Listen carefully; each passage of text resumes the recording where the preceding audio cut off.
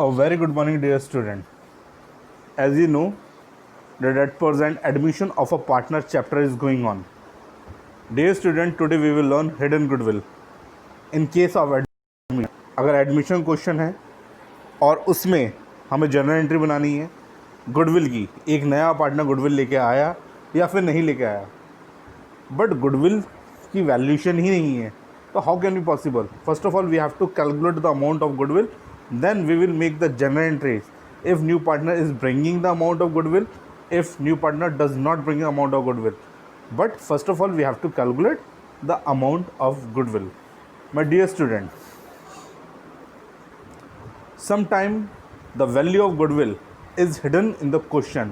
In such case, the amount of goodwill is calculated on the basis of total capital of the firm and the profit sharing ratio of the partners. My dear student, जो हमने ये बात लिखी है इसको समझने की कोशिश करते हैं क्वेश्चन में. This is the question. इसमें हम हिडन गुडविल देखेंगे. क्वेश्चन कहता है A and B are partners with capital of ₹13,000 and 9,000 respectively. Dear student, जैसा क्वेश्चन में लिखा है बिल्कुल वैसा ही हम अपने सॉल्यूशन में लिखना शुरू करेंगे. सॉल्यूशन में कहेंगे A's capital is equal to 13,000 and B's capital is equal to 9,000. जो भी गिवन इन्फॉर्मेशन है उसे लिखना शुरू कर दिया हमने. आगे हमारा क्वेश्चन कहता है they admit C as a partner with 1/5 share in the profit of the firm. 1/5 share के लिए सी एक नया पार्टनर बिजनेस में आ रहा है, तो हमने थर्ड लाइन में लिखा C is a new partner and C share is equal to 1/5 share. हमने थर्ड लाइन में लिख दिया इस बात को. आगे देखते हैं आगे क्वेश्चन हमारा क्या कहता है.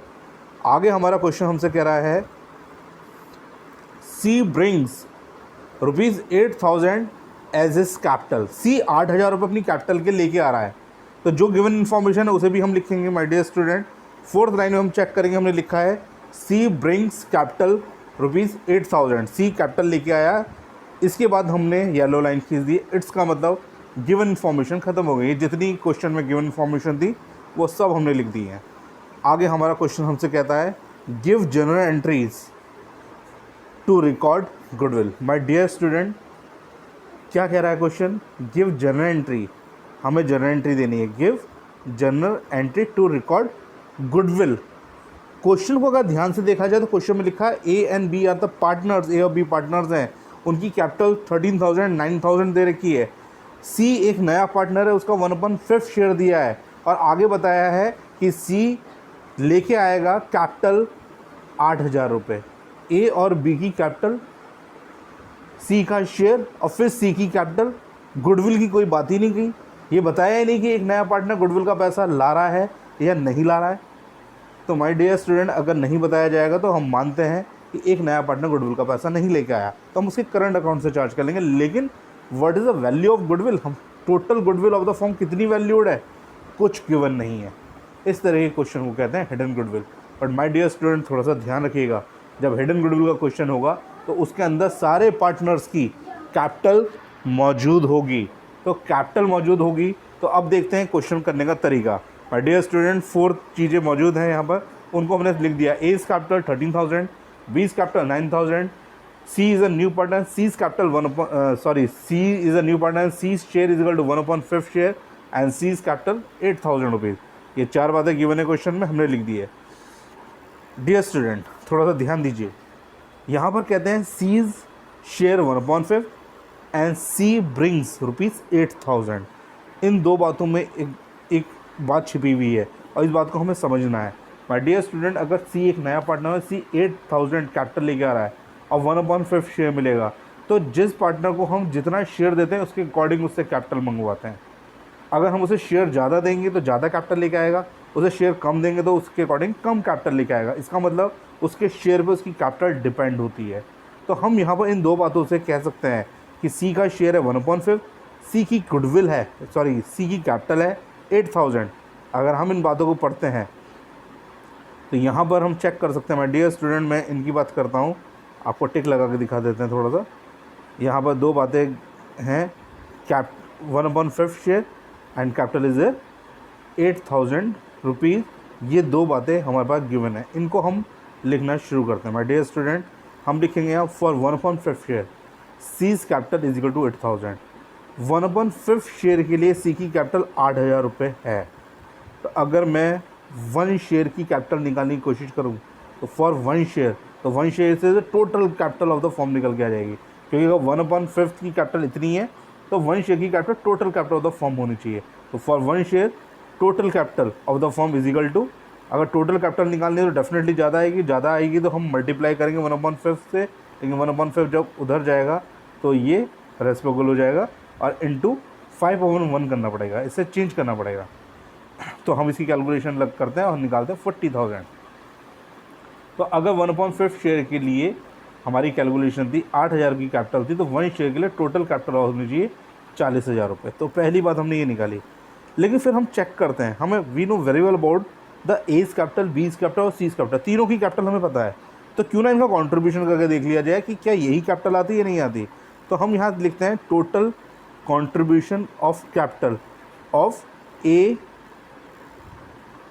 A B and C. दोबारा देखते हैं, total contribution of capital of A B C. A की कैपिटल 13,000 रुपये, बी की कैपिटल 9,000 और सी एक नया पार्टनर 8,000 रुपये ले गया है। जब हम इनको ऐड करते हैं तो देखते हैं 30,000 आता है।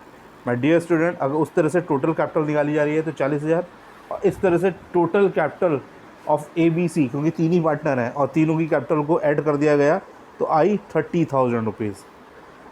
इट्स मीन यहाँ पर दोनों कैपिटल अलग तरीके से आ रही है हमारे पास। अगर आप यहाँ पर चेक करेंगे तो हमारे पास दोनों कैपिटल थोड़ा सा अलग तरीके से नज़र आ रही है कि एक कैपिटल आती है 40,000 और एक कैपिटल आती है 30,000 rupees. My dear student, this capital is a 40,000 and this capital is a 30,000 rupees. तो 1/5 शेयर से निकाली थी और ये टोटल कंट्रीब्यूशन है। इसका मतलब ये जो 30,000 है ये तो एक्चुअल कैपिटल है, बिकॉज एक्चुअल में हमें पता है कि 13,000, 9,000 और 8,000 ही कैपिटल इनकी है। इनका कंट्रीब्यूशन करेंगे तो 30,000 रुपये आता है। इसका मतलब दिस एक्चुअल कैपिटल। बट वो 40,000 रुपये कौन सी capital? Actually this is not the actual capital, this a capitalised value. वो कैपिटल की वैल्यू है मार्केट में, और कैपिटल की वैल्यू मार्केट में इस वक्त ज़्यादा हो रही है माय डियर स्टूडेंट। इस वजह से गुडविल का फार्मूला हम देखेंगे, goodwill is equal to capitalised value minus actual capital. Capital की वैल्यू मार्केट में 40,000 है जबकि एक्चुअल कैपिटल 30,000 है। तो कैपिटल की वैल्यू मार्केट में ज़्यादा क्यों है? Because of goodwill. तो हम इसे माइनस करेंगे तो गुडविल हमारी आती है यहाँ पर 10,000 कैलकुलेट हो जाती है। माय डियर स्टूडेंट, अब हमने गुडविल को कैलकुलेट कर लिया है तो हम देखेंगे सी का शेयर कितना, क्योंकि सी को लाना चाहिए गुडविल का पैसा। तो हम कहते हैं C share of goodwill is equal to 10,000 into 1/5, because C का शेयर 1/5 है, इसलिए इंटू 1/5 करेंगे तो सी की गुडविल आएगी 2,000 रुपये। इसका मतलब 2,000 रुपये उसे लेके आना चाहिए। बट माय डियर स्टूडेंट, अगर क्वेश्चन में कुछ भी गिवन नहीं है तो हम ये मानेंगे कि सी गुडविल का पैसा नहीं लेके आया। अगर सी गुडविल का पैसा नहीं लेके आएगा तो सी के करंट अकाउंट से चार्ज करेंगे, और हमारी एंट्री बनती है सी करंट अकाउंट डेबिट 2,000, और इस पैसे को हम डिस्ट्रीब्यूट करेंगे सेक्रीफाइसिंग पार्टनर में, तो to A's capital to B's capital, और हमने 1,000 रुपीज़ डिस्ट्रीब्यूट कर दिए। What is the reason? My dear student, जब हम पूरा क्वेश्चन पढ़ रहे हैं तो इस पूरे क्वेश्चन में कहीं नहीं बताया कि what is the old ratio of A B.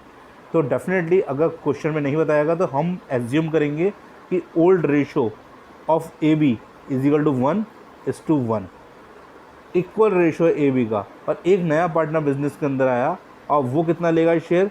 वो 1/5 शेयर लेने वाला है। माय डियर स्टूडेंट, केवल अगर इतनी इन्फॉर्मेशन गिवन होती है कि यहाँ पर ओल्ड पार्टनर्स जो हैं उनका रेशो 1:1 है और एक नया पार्टनर कहता है मैं 1/5 लूँगा, इसके अलावा कोई हमारे पास इन्फॉर्मेशन नहीं है, तो इसका मतलब ये भी 1 के अकॉर्डिंग सेक्रीफाइस करेगा और ये भी 1 के अकॉर्डिंग सेक्रीफाइस करेगा। इट्स में इन दोनों का सेक्रीफाइसिंग रेशो 1:1 ही रहेगा।